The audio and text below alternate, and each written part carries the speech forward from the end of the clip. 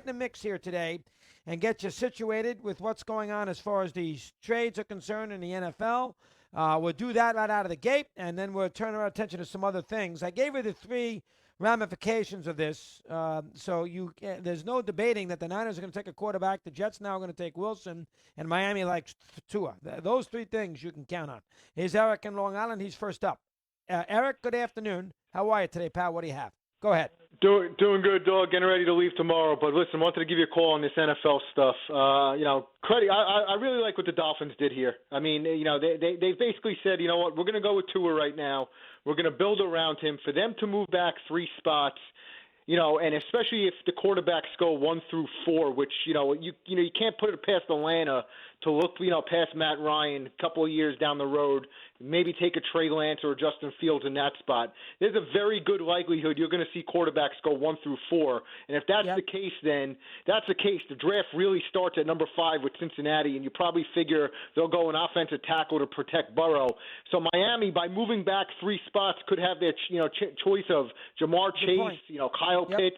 I mean, all guys that they could have taken at 3, but they move back. They get 3. They move back 3 spots, get a couple extra first-round picks. So credit to the Dolphins. I think they traded. Now remember, they traded one of those first-round picks. So you got to keep that in mind. They have the Niners picks, but they gave up their own to move back from 12 to 6. So they essentially decided to move down to 3 spots, and with that, they got a third-round pick and a Niners first-round pick in a couple of years, but they lost one. So they sort of got 1 first-round pick overall. But you're right, the Dolphins are probably going to take a receiver, and they will have their chance because Cincinnati is going to take the kid out of Oregon. So they're going to have a chance to get one of the best receivers, any receiver they want in the draft, at that spot. So that's an excellent point. You are 100% right. The 4 quarterbacks will probably go, I'm assuming Atlanta. And Atlanta's not taking a receiver.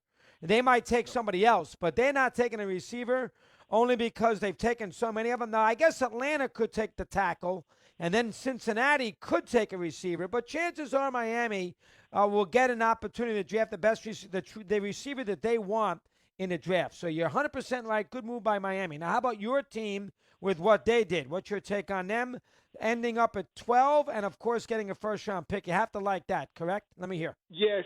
So, Dog, here's my take on the Eagles. I mean, they moved back from 6 to 12. We've had our sights set on maybe a Jamar Chase, a Kyle Pitts, Devontae Smith. One of the things about Howie Roseman is he's never, since 2014, he's drafted 1 Pro Bowler, and that's Carson Wentz. So the last couple of drafts haven't gone his way. Rager over Jefferson, passing on Metcalf. My only concern about moving back to 6 spots and picking up that additional first-round pick is at number 12, there's too many variables. There's a better chance of him getting it wrong at number 12 than there would have been at number 6. However, this team does need a lot of draft capital. They're going into a rebuilding phase. What this signifies to me is that Jalen Hurts now is cemented as the opening day quarterback with Flacco backing him up as an insurance policy. They'll see what Hurts can do for a full year, but by having 3 first-round picks next year, theirs, the Dolphins, and if Wentz plays 75% of the snaps in Indy and stays healthy, they'll have Indianapolis's. So even if they bottom out this year, which I expect them to be, I don't expect them to win more than 5 games. I think they have enough draft capital next year to move up to get a quarterback, or if there's a Russell Wilson or Deshaun Watson becomes available a year from now, and you don't have to worry about the dead space cap hit, that might be an option as well. So I think it sets them up good for the future. The only problem with that, and good call, Eric, the only problem with that is Wilson, the Eagles are not on his trade list. That's number 1. Number 2, Watson, who knows next year. And number 3, everybody seems to think there are no good quarterbacks in the 2022 draft. That's the only thing about that. But you're right, they got 3 first-rounders for next year, so we keep an eye on it. Tony in Hoboken, New Jersey. Tony, good afternoon. Your turn. How are you today, pal? What's going on? Christopher, I love your opening today. I couldn't agree with you more. A couple of things about it, though. I think San Francisco really made out well here. I think Garropolo is going to do very well as a mentor to either one of the second or third quarterbacks picked.